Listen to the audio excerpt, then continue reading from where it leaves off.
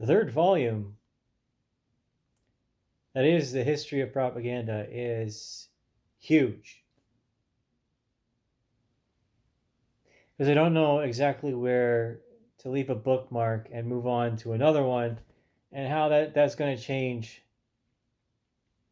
the context of the previous two.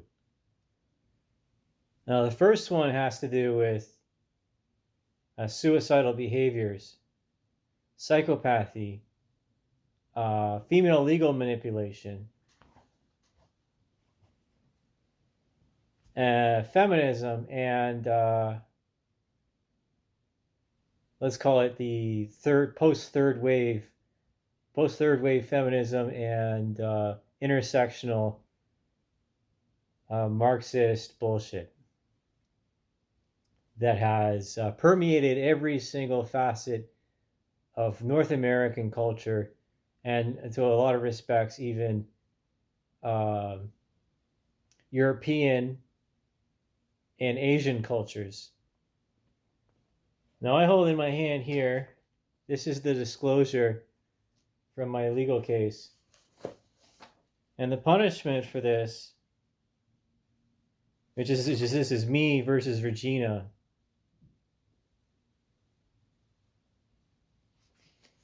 And it's a suspended sentence plus 3 years probation with victim safeguards, no communication with V and all witnesses, plus counseling. Now the question is, before I start reading this myself, and I'm not going to put this out there because, obviously it's sensitive information. And again, I tried to do something about this with one of my previous videos. And what's the second? The second volume is about, well, Paradise Lost and degeneracy. And the third one is about conflict. So maybe I should make the fourth one about resolution, because anger is poison. And justice is supposed to be objective, but by this is vengeance. This is not justice. And how I'm going to justify that with an argument, because I've already looked through this a little bit. That's a fairly stiff sentence for trying to intervene with a suicidal person with a history of alcohol abuse and other substance abuse and multiple medications, which brings the person into doubt. And also by the rubrics and the goalposts that have moved with the changeover from not just the DSM-3, but all the way through DSM-4 and DSM-5. That for which the counseling would possibly be used with a bit of bias to convince me that I might be, a little bit fruitier than I actually am.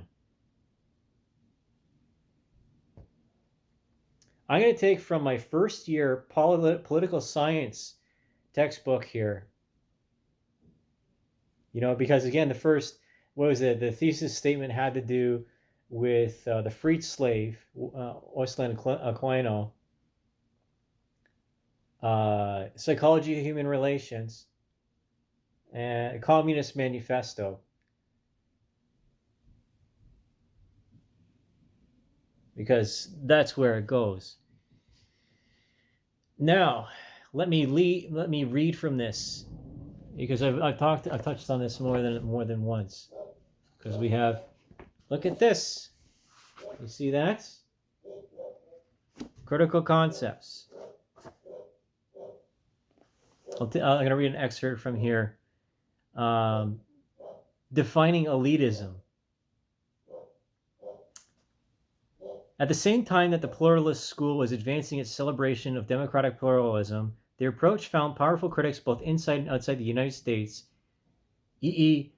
Schattenschneider, an American political scientist and liberal thinker, criticized the pluralist school for misrepresenting the extent and nature of group membership in the United States. Most group members were decidedly middle class. Most groups rarely engaged directly with politics. Schachtschneider mused that if there were a pluralist heaven, then the heavenly chorus sings with a strong upper class accent. Schachtschneider also argued that the political institutions were not neutral, but instead set in motion by what he termed a mobilization of bias. Others argued that the singular focus of the pluralist approach on the decision-making process obscured the fact that power is also exercised, perhaps even more strongly, when issues never make it to the public agenda and when no decision is made. In these cases, inaction would obscure and preserve an unequal and power-saturated status quo. Bachrach and Barrett's 1970. The most sustained criticism of the pluralist approach in the United States, however, came from the new elite theorists. They revived a long tradition of elite theorizing about the possibility of sustaining a meaningful democracy in modern societies. Elite theorists, for different reasons, argued that select few in all societies manipulate the levers of government for their own advantage. President Dwight Eisenhower, just before departing from the office in 1960, warned the American public of the growing power of what he termed the military-industrial complex. Himself a former general and war hero, Eisenhower argued that a triad of military leaders, arms manufacturers, and sympathetic public officials posed a threat to American democracy. Elite theorist C. Wright Mill fleshed out our military-industrial complex in his famous book, The Power Elite, which appeared on bookshelves beside Robert Dahl's pluralist primer, Preface to Democracy, in 1956. Elite theory has a long tradition in political theory and in the evolution of the political science. It is based on a very different view of society from one advancement in the pluralist model. When pluralism focused on individuals and groups, elitism proposed a stark divide between the few and the many. The few, the elite, occupy the most powerful positions in central institutions of society: the military, religion, economy, politics, and culture. The few hold the power, while the many do not. There is little debate about the fact that there are leaders and followers in all societies. The question posed by elite theorists are, first, is this a good or a bad thing? And second, do elites threaten democracy? Plato advanced the idea that good governance was best achieved when an elite of philosopher kings, endowed with wisdom, virtue, and prudence, were given the exclusive power to rule. At the turn of the 20th century, Italian sociologists Vilfredo Pareto and Gaetano Mossa, something like that, Gaetanomossa, claimed that the elite rule was an inevitable fact of human existence. For these elite theorists, all societies were characterized by a fundamentalist truth: the few elites rule the many masses. Pareto advanced this dichotomous model of society quite starkly. Whatever certain theorists may like to think, he wrote, human society is in fact not a homogeneous thing, and different individuals are physically, morally, and intellectually different. A few excel, and the great majority are average. Mosca presented a similar depiction of social organization. In all societies, he contends, two classes of people appear: a class that rules and a class that is ruled. The advantage is that, the first class performs all political functions, monopolizes power, and enjoys the advantages that power brings, and controls the second class. Pareto and Mosca advanced the case that elite rule is a basic fact of human existence and inevitable. A meaningful democratic politics, therefore, was neither possible nor desirable. It is perhaps for that reason that European fascists in the 1930s embraced these theorists, especially Mossa, and the Mosca, however he's pronounced, apologies, and their anti-democratic thought. It is a short leap from the repugnant claim that some people are naturally superior to all kinds of pathological political practices and regimes. And then it gets in the, I'm going to skip over that. I'm going to go to the last paragraph here. Critics of elite theory argue that it overemphasizes the cohesion of elites. As we know, there is considerable conflict and competition among the powerful. What factors determine the winners and losers losers and struggle among the elite. Others suggest that elite theory ignores the institutional constraints that make it impossible for elites to ignore the masses. Elected officials, for example, still have to get elected by the people. Finally, others, especially Marxist critics, suggest that elite analysis is simply a poorly theorized class analysis, which fails to locate elites in the broader historical economic context and ignores the ever-present tension arising from class conflict. So, I will show you, show me who you can't criticize, and I'll show you who rules over us. And that's part of the point in the history of propaganda, because the propagandized rule of law is expressed in the charges and the interpretation by his worship. Now, vengeance is mine, saith the Lord, and his worship is a representative of God. Shame on he who thinks evil of it. It's the order of the garter. It's the seal that's above the judge. And the interpretation in Canadian law or Commonwealth is that that the king is or priests or mayors are representatives, not just spiritually, but also fundamentally, symbols and mediums for divine justice. And divine justice or jurisprudence protects creation, because creation is divine. And vengeance is mine, saith the Lord. When a heavy hand is laid against something unjustly, then we all suffer the consequences. Defining justice. This is on page 23. Okay, this book was printed by Trent University, compiled by Professor Babin and Professor Smith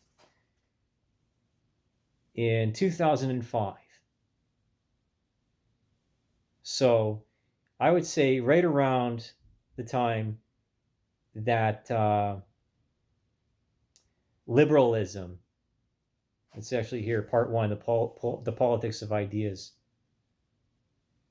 And then I'm getting into the Plato's The Republic, Nicomachean Ethics, the Politics, the Prince, the Leviathan, Second Discourse on the Social Contract, Manifesto of the Communist Party in the readings. And then Foundations of Government, Arenas of Politics, Global Perspectives, etc., etc.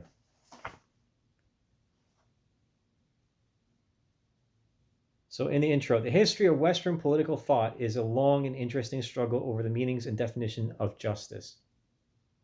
On one hand, justice can be understood as a way of living, what the ancient Greeks called a disposition of the soul. The Greeks linked their definition of justice to the question, how should I live in order to be a good person?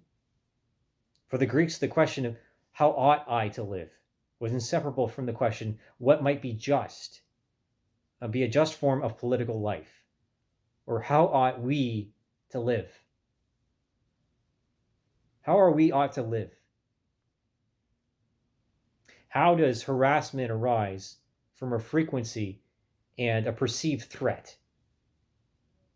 It's only harassment under the criminal code when there's a threat to life or livelihood. And by this charge, that is harassment against me and defamation. Again, I'm going to go over this because it's important to understand. It's up to the Crown to prove that you did it, right? They have to prove that you had your probable cause and that you had a reason, without any external influences, without being under coercion, and so on and so forth, that you were doing it with malicious intent. But I'm telling you right now, I did not do this out of malicious intent. I wanted to seek out someone that loved me and someone that I loved. because how ought we to live? And by my judgment, and by my opinion, we ought to live with love and passion and empathy and a care in this stark and empty wasteland that evolves out of the power vacuum that happens so frequently. And no matter what, if it's fascist or it's communist, eventually it ends up as a dictatorship. Even an authoritarianism, even within plutocracies or in technocracy or in an oligarchy, there's always going to be one or two people that dominate over the others because of their personal qualities, their intelligence, and their charisma. Defining justice. The word justice defies clear definition. In its contemporary usage, justice usually refers to something like an ideal of perfection or goodness towards which we collectively strive. It is the ought to which we can compare the is. Politically, it is most often linked to an idea of law. It is the ideal that we hope our laws might achieve. In this sense, justice is often the thing or idea that prompts people to act and change laws. No justice, no peace is a familiar refrain at all kinds of protest events.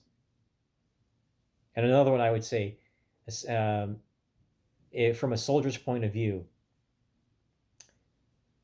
sometimes there's no justice. There's all there is just us. In our contemporary usage, we also tend to think that identifying what might be a just solution to a problem is something that ought to be assigned to those who are mature and experienced. We believe that those to whom we entrust decisions about how to come up with just solutions require something like wisdom or prudence. We call, for instance, judges at the highest level of office justices. They are understood to be justice incarnate.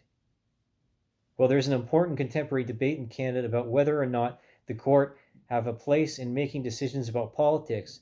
There's a widespread agreement that judges should be people who have lived, reflected, and studied so that they might be able to come to a wise or prudent decision.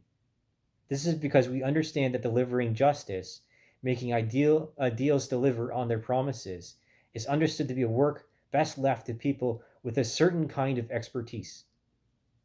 And finally, many people understand justice in a quasi-divine terms. Justice is often understood to be the decision that God, where she were to exist, might make. Justice here is thought of as something more like an art than a science. We might not know much about it, but we know it. Aha, justice. Aha, justice, when we see it. These three ideas, justice as an ideal, justice as a dividend of wisdom, and justice as a quasi-divine force, comes to us from the ancient Greek philosophers of Plato and Aristotle. Justice and a way of life. Importantly, both Plato and Aristotle approach the question of justice not so much in terms of a state of public affairs, but rather as a state of the soul. The Greeks asked the question, what might be a just way of living? There is much to be learned from the idea that justice pertains to a way of life for both singular souls for a particular people. For instance, in his most famous dialogue, The Republic, Plato understands justice to be a kind of natural ordering force in the universe, ordering both our souls and the world around us. In his view, justice is a quasi-divine eternal light, so enlightenment, of the world, and he thinks that our way of life should be dedicated to discovering it. Indeed, Plato suggests that to live in pursuit of riches or power or glory in this temporary physical world, rather than in pursuit of the eternal ordering perfection of justice, is a life not worth living. Let me say that again. Indeed, Plato suggested that to live in pursuit of riches or power or glory in this temporary physical world, rather than in pursuit of the eternal ordering perfection of justice, is a life not worth living. To get at this idea, Plato employs a long analogy between the just soul and a just city. For Plato, we are just when we realize that the soul, which is the seat of the moral, intellectual, and spiritual life, should rule over the body or the senses. And by analogy, the city is just, and it is the right order when the class of people who are most suited to this ability rule over those who are not.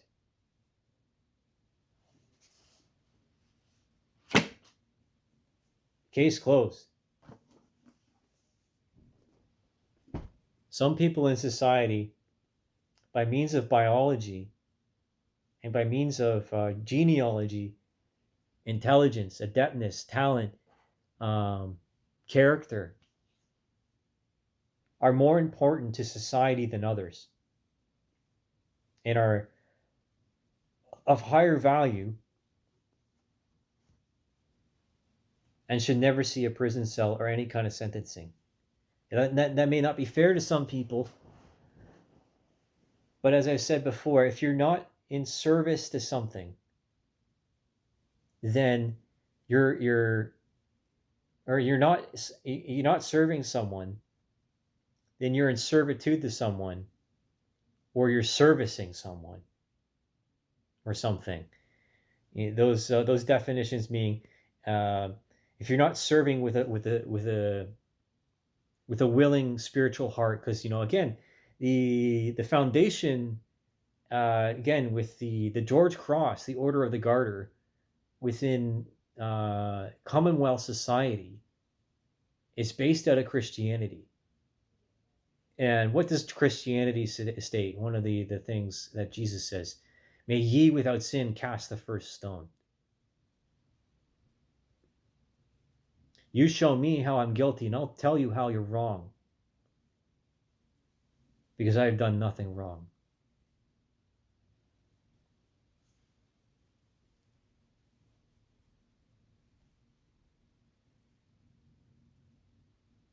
Know that I love you and I care for you. But I will not tolerate manipulation of the justice system for political gain, to remove my position in society, and to put me into chains with an inability to flourish and support my family, because my career and my life choices are far, far better than many other people. And by my example, I lead the charge in order to correct things, these mistakes of not only my own past, but of the past 20 something, 30 something years of these social economic psychobabble fucking bullshit manipulation, subjectivity.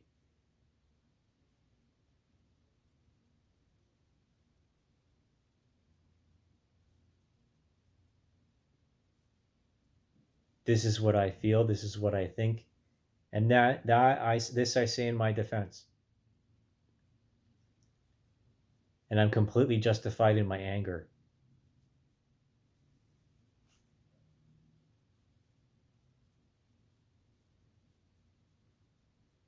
Thanks for watching. This is History of Propaganda.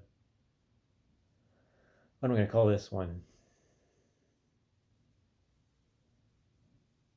Dear Jurisprudence.